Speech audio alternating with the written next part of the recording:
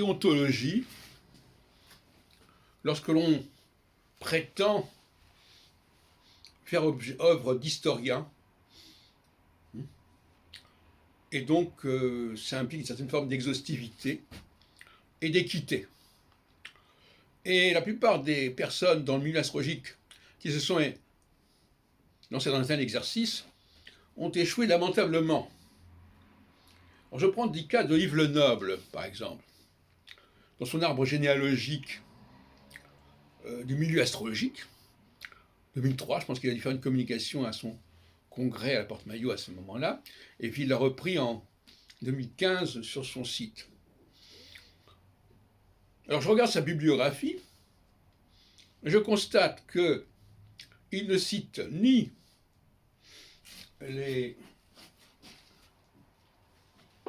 milieu des astrologues, Grande Conjonction, où il a un article lui-même sur ces questions, psychosociologie des groupements astrologiques. Il ne cite pas non plus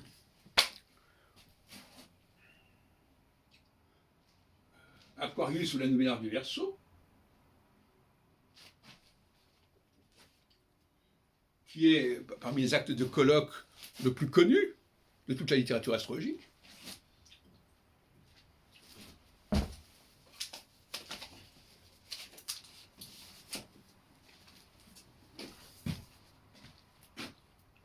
En 79, donc là, 77-79, et puis alors il ne cite pas non plus le guide astrologique de 97, je rappelle son article pour 2003, ni la série d'ailleurs des nouveaux guides de la vie astrologique qui se sont succédés entre 94 et 96, où il a une notice qu'il a lui-même rédigée. Alors je ne sais pas, est-ce que c'est un problème d'amnésie ?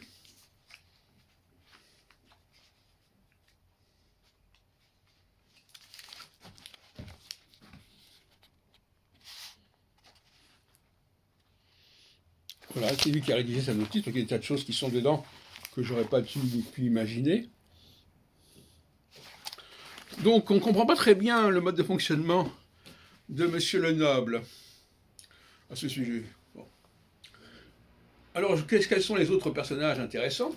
Eh bien, il y a notre ami Barbeau, qui, dans un numéro des Cahiers de l'hermétisme, dirigé par Antoine Fèvre, qui s'appelait L'astrologie,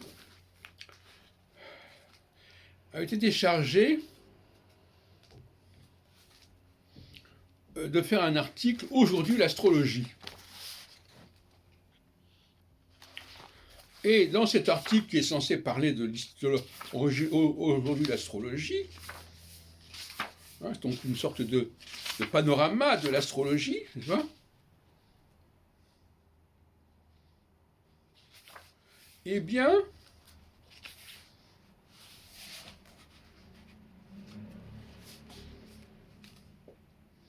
il en profite pour m'attaquer. Alors effectivement, c'est au lendemain de la polémique dans la revue L'Astrologue, où il avait été condamné pour diffamation au sujet d'un compte-rendu des clés pour l'astrologie.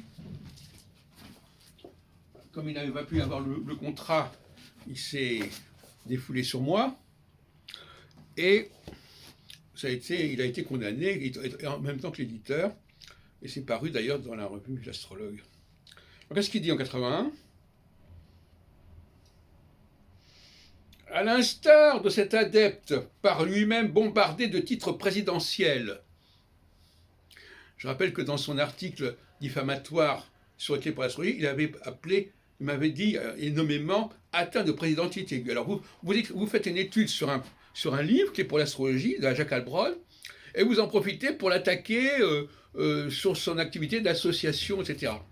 Et là, il récidive, et là il dit, voilà, bombardé de titres présidentiels, qui, devant une configuration similaire à celle de mai 68, annonce dans un journal de l'Est, du 1er juin 1981, le succès, etc.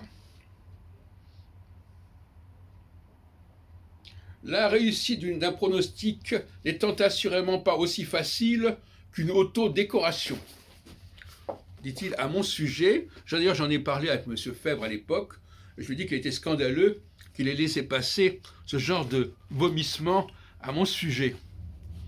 Et puis alors, il y a le cas de M. Guinard, qui, dans une rétrospective, alors je n'ai pas sous les yeux le texte, mais il a fait une étude sur l'astrologie au XXe siècle, et concernant puisqu'il me considère quand même un personnage important de l'astrologie du XXe siècle, il ne se prive pas de certaines piques tout à fait déplacées à mon égard.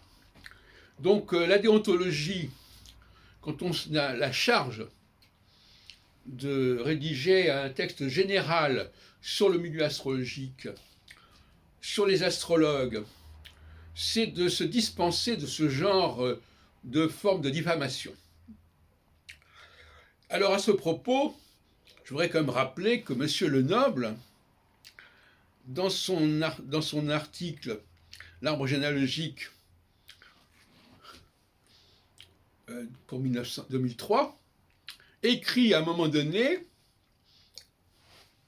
là ça tombe comme ça, que Jacques Heilbronn a profité de la maladie de Paul Colombet, président du CIA, pour lui piquer le titre de Société astronomique de France. Alors écoutez, personnellement, quand on se permet ce genre de choses, là, vraiment, ça mérite des claques. Donc, effectivement, dans une étude sur l'arbre généalogique de la Vierge, il se permet de dire des choses pareilles, qui sont tout à fait diffamatoires. C'est-à-dire que j'ai pu profiter de l'imprudence ou de l'inaction ou de l'incurie de M. Colombet dans la gestion de son association, c'est une chose, mais maintenant qu'il ait profité de la maladie de Colombet, c'en est une autre qui dépasse les bornes. Voilà, on se permet ce genre de choses, et c'est tout à fait déshonorant pour la personne qui s'y prête.